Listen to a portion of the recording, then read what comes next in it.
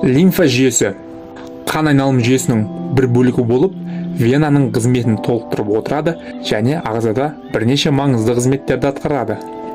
Достар, бүгінгі видео қызық болса, видео басталмай жатып біздің каналға тіркеліп, видеоға лайк басып, комментарий қалдырып кетуді ұмытпаңыздар. Осылай біздің каналдың дамуына үлес қоса аласыздар. Кеттік, видеоны бастаймыз. Ең алдымен лимфа жүйесінің құрамы бөліктеріне тоқталсақ. Лимфа жүйесі ағзалар мен тіндерде таралған лимфа тамырларынан, лимфа түйіндерінен, лимфа тамырлар бойындағы клапандардан және мойын венасына құятын ірі лимфа сабаулары мен түтіктерінен құралған. Ал енді осы лимфа тамырларының ішіндегі лимфа сұйықтығына тоқталсақ. Лимфа сұйықтығы бұл организмнің екінші сұйықтығы ортасы болып табылады.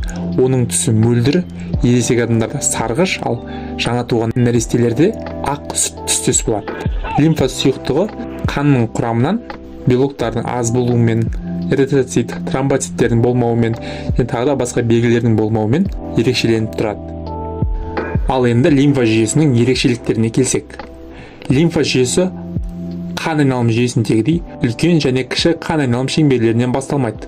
Ол жасушааралық кеңістіктерден, артерия мен вена қосылған анастомоздардың арасынан, микроциркуляторлық арналардың арасынан басы тұйықталып басталып, мойын венасында аяқталады.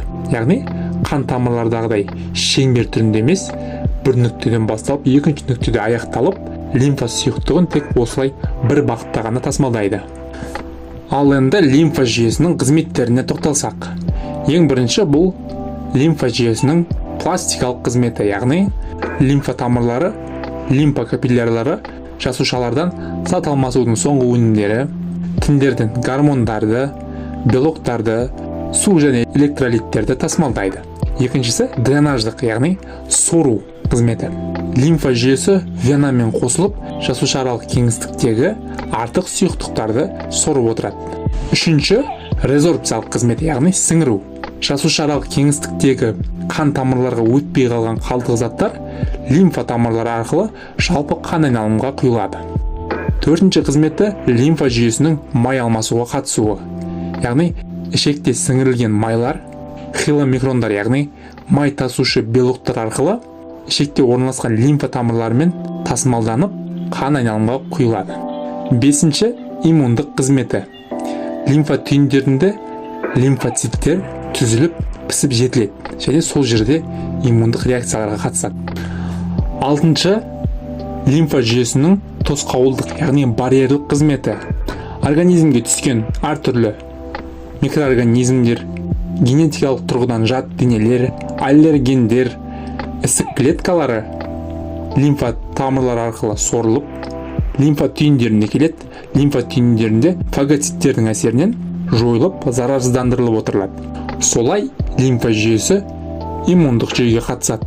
Ал ең соңғы қызметі лимфа жүйесінің деполық қызметі, яғни қанның деңгейі әртүрлі себептерге байланысты азайып кететін болса, мысалы қан кетулерде лимфа жүйесі өзінің құрамындағы сұйықтық арқылы организмдегі қанның деңгейін реттеп отырады. Ал енді достар, бүгінгі тақырыптың ең қызық бөлігіне келдік. Ол лимфа ағысы деп аталады. Қан тамыр жүйесінде білесіздер, достар, қанды айдайтын және оны соратын насостық қызметті атқаратын жүрек дейтін органымыз бар. Ал лимфа жүйесін өздеріңіз білесіздер, лимфаны жинаушы лимфа түтігі жүрекпен байланыспаған, ол мойындырық венаға барып құйылады. Ал ол жердегі венада жүректегі қысым жоқ екені анық. Бұл жерде сұрақ, организмдегі бүткіл лимфалық сұйықтық қандай қысымның әсерінен қан тамырға құйылады деген. Бұл сұрақтың жауабын айтпай тұрып, ең бірінші біз лимфалық түтікті, яғни кеуде өзегіне тоқталсақ. Кеуде өзегі бұл организмдегі толықтай лимфа тамырлардың жиналып, лимфа сұйықтығын құятын ең басты лимфалық сабау болып табылады.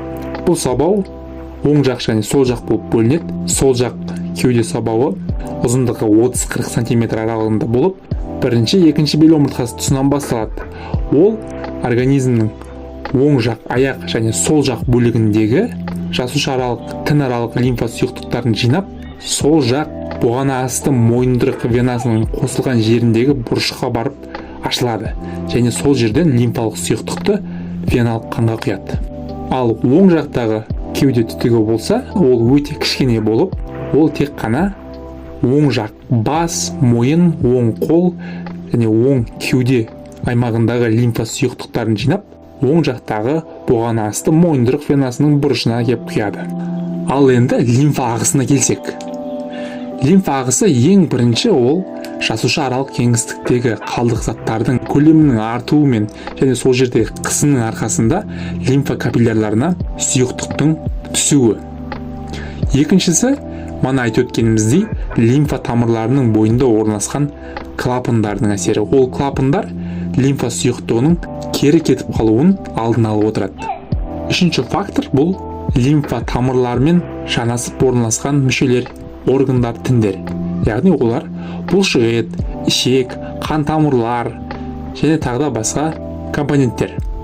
Осы мүшелердің перистальтикасының, яғни қимыл қозғалысының әсерінен лимфа ағысы күшейеді. Ал төртінші фактор бұл сол жақ кеуде түтігінің қарын қуысынан кеуде қуысына диафрагманы тесіп өтуі және диафрагмамен байланысы. Яғни диафрагма бұлшық етінің жиырылып босаңсуының әсерінен лимфа түтігінде қысым артып, лимфа ағысы күшейеді. Ал келесі фактор бұл кеуде қуысындағы өкпенің теріс қысымының әсері. Яғни әр демалғанымыз сайын кеуде қуысында теріс қысым пайда болып, лимфаның жоғары қарай көтерілуіне ықпал етеді. Егер адам минутына қалыптан тез демалатын болса, лимфа сұйықтығының ағысы да соған байланысты күшейіп отырады. Осындай факторлардың әсерінен лимфа сұйықтығы жалпы қан айналымға құйылады. Ал достар, осы жерде адам не үшін спортпен айналысу керек, не үшін үнемі қозғалыста болу керек екенін түсінген боларсыздар.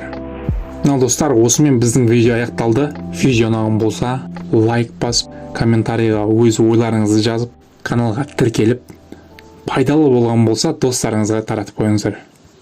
Назарларыңызға рахмет.